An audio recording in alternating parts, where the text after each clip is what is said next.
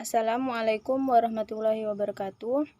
Alhamdulillahirabbil alamin, wassalatu wassalamu ala asrofil anbiya'i wal mursalin, sayyidina wa maulana Muhammadin wa ala alihi washabihi rasulillah ajmain. Pertama-tama yang sama-sama kita hormati Ibu dosen pengampu mata kuliah Geografi Industri, Ibu Yulia Novita, SPDI, MPR. Kemudian yang semoga selalu dalam lindungan Allah Subhanahu wa Ta'ala, teman-teman Geografi kelas 5A. Baiklah, di sini saya akan mempresentasikan hasil diskusi kelompok kami yang bertemakan deindustrialisasi.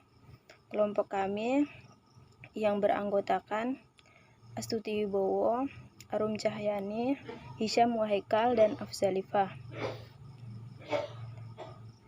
Apa itu deindustrialisasi? Baiklah, di sini saya akan menjelaskan apa itu definisi deindustrialisasi prematur dan matur.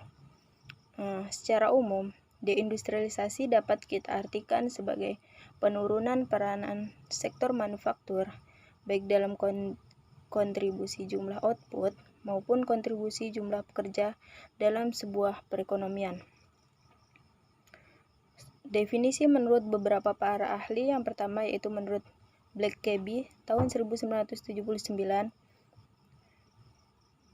Beliau mendefinisikan deindustrialisasi sebagai penurunan nilai tambah real sektor manufaktur atau penurunan kontribusi sektor manufaktur dalam pendapatan nasional.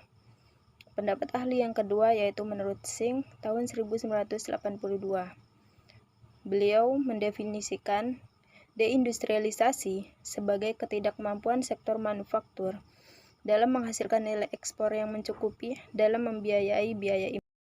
Baiklah, saya akan menyampaikan materi selanjutnya. Houghton dan Wells tahun 1987 yang diacu dalam IMF tahun 1997 membedakan definisi deindustrialisasi menjadi dua macam. Yang pertama, deindustrialisasi positif merupakan sebuah konsekuensi dari sebuah perekonomian yang telah mengalami kedewasaan. Yang kedua itu deindustrialisasi negatif, mengidentifikasi adanya performa yang buruk dari sebuah perekonomian. Deindustrialisasi negatif tersebut merupakan efek sekaligus penyebab dari performa buruk sebuah perekonomian. Deindustrialisasi negatif merupakan efek dari performa buruk sebuah perekonomian karena jika perekonomian memburuk maka akan menurun tingkat konsumsi dan pada akhirnya akan menurunkan tingkat produksi khususnya sektor manufaktur. Sebaliknya, deindustrialisasi negatif juga merupakan penyebab memburuknya perekonomian karena penurunan tingkat produksi dapat menyebabkan penurunan tingkat pendapatan yang pada akhirnya akan menurunkan tingkat konsumsi masyarakat. Baiklah, materi selanjutnya akan disampaikan oleh Arum Cahyani. Kepada Arum saya persilahkan. Baiklah, saya akan melanjutkan presentasi dari teman saya yang C, penyebab dan dampak deindustrialisasi. A. Penyebab deindustrialisasi.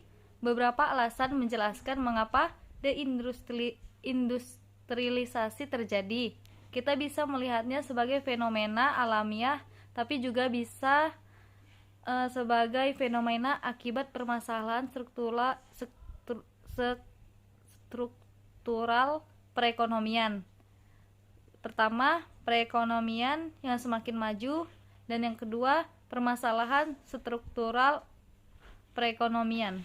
Terima kasih. Assalamualaikum warahmatullahi wabarakatuh. Saya Samaikal akan melanjutkan penjelasan dari Arum Cahyani. B. Dampak deindustrialisasi. Dampak positif, lebih banyak pendapatan. Yang kedua, produktivitas lebih tinggi. Yang ketiga, berkurangnya degradasi lingkungan. Yang keempat, lebih banyak barang yang murah. Yang kelima, lebih sedikit pekerjaan berbahaya. Yang kedua, dampak negatif, meningkatkan pengangguran. Definisi transaksi berjalan yang persisten.